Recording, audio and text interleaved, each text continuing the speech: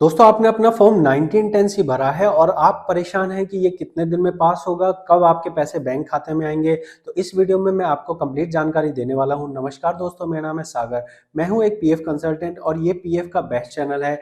आप यहां 1 लाख सब्सक्राइबर पूरे होने की खुशी में पार्टिसिपेट कर सकते हैं गिव अवे में, जहां मैं आपको ये मोबाइल स्टैंड देने वाला हूं। आप इन्फॉर्मेशन देख सकते हैं और साथ में ही ये मोबाइल स्टैंड जीतने का आपके पास मौका है, जिसके लिए आपको बस करना ये है, सब्सक्राइब करके कमेंट में अपना नाम लिख देना है और यहाँ गिव अवे के अंदर आपके चांस हो जाता है जीतने का। तो जो मैं आपको कह रहा हूँ, पहले मैं आपको प्रैक्टिकली समझा देता हूँ। हम यहाँ पे 1910 की बात कर रहे हैं और 1910 की बात का मतलब ये है कि आपने अपनी एक जॉब छोड़ी है, जॉब में आपकी एग्जिट डेट पड़ गई है।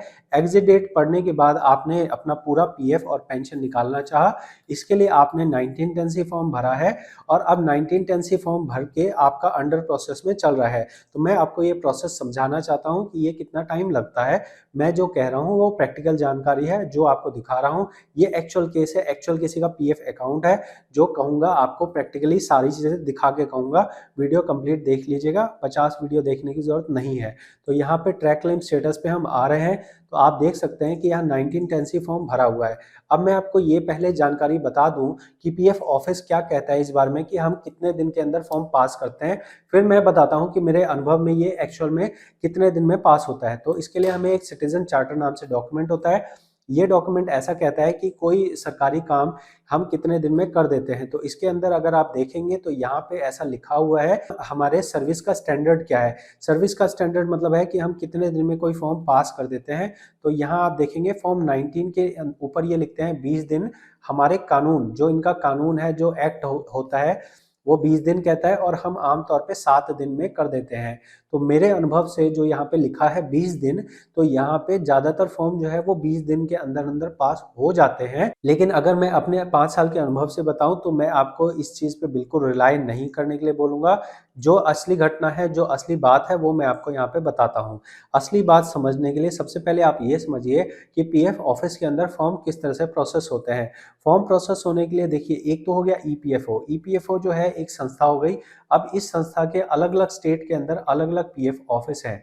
तो सबसे बड़ा फैक्टर जो होता है वो ये होता है कि आपका जो पीएफ ऑफिस है वो कौन सा पीएफ ऑफिस है।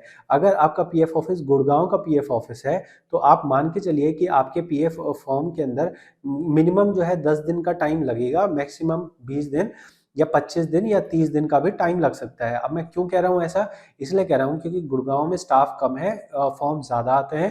तो आमतौर पे मैंने देखा है कि गुड़गांव में 10 दिन से कम में आपका 1910 फॉर्म पास होने का तो मतलब ही नहीं है। लेकिन अगर आपका नोएडा है या फिर आपका दिल्ली है तो आप मान के चल सकते हैं कि ये काम आपका, जो यहाँ 10 दिन से 30 दिन का टाइम मैं कह रहा हूँ, यहाँ आप मान सकते हैं एक दिन से आप 10 दिन का या 15 दिन का मैक्सिमम टाइम मान सकते हैं। तो नोएडा ऑफिस जल्दी काम कर देता है, दिल्ली ऑफिस जल्दी काम कर देता है, एक दिन से 15 दिन। ये मैं 1910 की बात कर रहा हूँ, जहां आपको पूरा फुल एंड फाइनल पैसा निकालना होता है। तो जो हमारे सिटीजन चार्टर में लिखा है उससे अलग होके मैं आपको ये कहना चाहूंगा कि आप इतना मान के चलिए कि आपने अपना 1910 फॉर्म भर दिया है। तो अब इसके अंदर जब आपका अंडर प्रोसेस दिखाने लग गया तो उस दिन से आप मान के चलिए कि 20 दिन का आप टाइम मान सकते हैं। ऐसा हो सकता है कि 20 दिन के अंदर भी आ जाए, लेकिन आप अपना जो एवरेज टाइम समझ के चलिए वो 20 दिन का समझ के चलिए। इसके अंदर छुट्टियां नहीं होती हैं। तो अगर आप किसी ऐसे समय पे अप्लाई कर रहे हैं जब यहाँ पे छुट्टियां वगैरह चल रही हैं, फेस्टिवल्स चल रहे हैं, तो ये 20 दिन का टाइम आप बढ़ा के 30 दिन भी मान सकते हैं और 30 दिन के अंदर आपका ये फॉर्म सेटल हो जाएगा। और यहाँ सेटलमेंट होने के बाद आपको जो पैसे मिलेंगे वो किस तरह मिलेंगे वो भी मैं आपको समझा देता हूँ। देखिए, जब आपका क्लेम यहाँ पे पास होगा तो यहाँ पे सिर्फ क्लेम सेटल लिखाएगा, अमाउंट का आपको नहीं आएगा। अभी फिलहाल जब तक अंडर प्रोसेस रहेगा तब तक आपको पीएफ ऑफिस वाले अननेसेसरी मैसेज भेजते रहते हैं कि आपका will be settled soon, will be settled soon, इस तरह से लिखा आ जाएगा मैसेज में, आपको वो लिखते रहेंगे। लेकिन आपको क्या करना है, आपको इस चीज का विल बी सेटल्ड सून को कोई ध्यान नहीं देना है। आपको बस ये ध्यान देना है कि आपके पास सेटलमेंट का मैसेज कब आता है।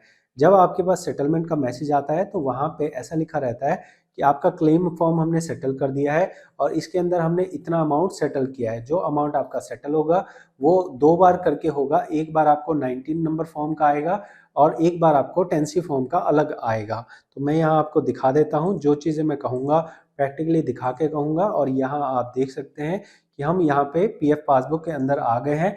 जब आपका अंडर प्रोसेस रहेगा तो पेंडिंग फॉर्म में रहेगा। जब तक पेंडिंग फॉर्म में रहता है तब तक आपको कोई अमाउंट शो नहीं करेगा। जब आपको सेटल में आ जाएगा तब आपको अमाउंट शो करने लगेगा। ऐसा इसलिए होता है क्योंकि यहाँ पे इंटरेस्ट की कैलकुलेशन बनती है। तो इंटरेस्ट जब आपका सेटलमेंट होता है उस दिन में, उस मिनट में अपने आप ही सिस्टम कैलकुलेट करता है। तो इसलिए यहाँ पे जब आप अप्लाई करते हैं तो वहाँ कोई अमाउंट नहीं आता है। सेटलमेंट आपको जब हो रही होती है उस दिन तक का इंटरेस्ट आपको जोड़ के दिया जाता है। आप यहाँ इस केस में देख सकते हैं 3,40,000 रुपये इसके पीएफ में आए हैं, 1,16,000 रुपये पेंशन में आए हैं। और ये आपको 2 एंट्री के तौर पे मिलेगा, जिसके अंदर आपको मैंने समझाया कि यहाँ पे अलग अलग पीएफ ऑफिस के अंदर अलग अलग टाइमिंग है। लेकिन आप एक टाइम मान सकते हैं कि 5 दिन से, अगर ऑल ओवर इंडिया के एवरेज की बात करूं मैं, तो 5 दिन से 30 दिन का आप टाइम मान सकते हैं। इस टाइम के बीच में आपका 19 10C सेटल हो जाएगा। ऐसा हो सकता है कि 19 वाला पहले पास हो जाए, 10C वाला बाद में पास हो, या 10C वाला पहले पास हो जाए, या 19 वाला बाद में पास हो। तो ऐसा हो सकता है, घबराना नहीं है। इसके ऊपर मैंने ऑलरेडी वीडियो बना रखी है। ये कोई बड़ी प्रॉब्लम नहीं है। ऐसा हो सकता है कि आपका फॉर्म जो है रिजेक्ट हो जाए। अगर रिजेक्ट हो जाए तो उसका आपको रीज़न समझना है, और रीज़न समझ के आपको अप्लाई करना है उस रीज़न को ठीक करने के बाद।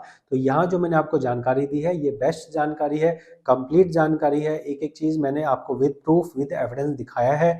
तो अगर आप इतने से सेटिस्फाई हैं तो ज़रूर कमेंट में बताइए कि आप इसे 10 में से कितने नंबर देंगे। और साथ में ही पार्टिसिपेट करना ना भूलें इस गिव अवे के अंदर, जहाँ पे मैं आपको ये मोबाइल स्टैंड देने वाला हूँ। और इसके लिए आपको कुछ नहीं करना है, बस चैनल को सब्सक्राइब करके कमेंट में अपना नाम लिख देना है। और साथ में आप ये बता दीजिए कि जो मैंने आपको इन्फॉर्मेशन दी है, क्या आपको इन्फॉर्मेशन अच्छी लगी है, क्या आपको अच्छे से समझ आया है। इसके साथ में ही कोई भी प्रॉब्लम हो पीएफ की, प्लेलिस्ट में जाइए। पर्सनल कंसल्टेशन लेना हो पर्सनल कंसल्टेशन ले सकते हैं। फ्री में जानकारी चाहिए, प्लेलिस्ट के अंदर सारी वीडियोस भरी हुई हैं। आप अपना टाइम खर्च कीजिए और वहां से इन्फॉर्मेशन निकाल सकते हैं। मिलते हैं आपसे अगली जानकारी वाली वीडियो में। इस वीडियो में इतना ही। बहुत बहुत धन्यवाद।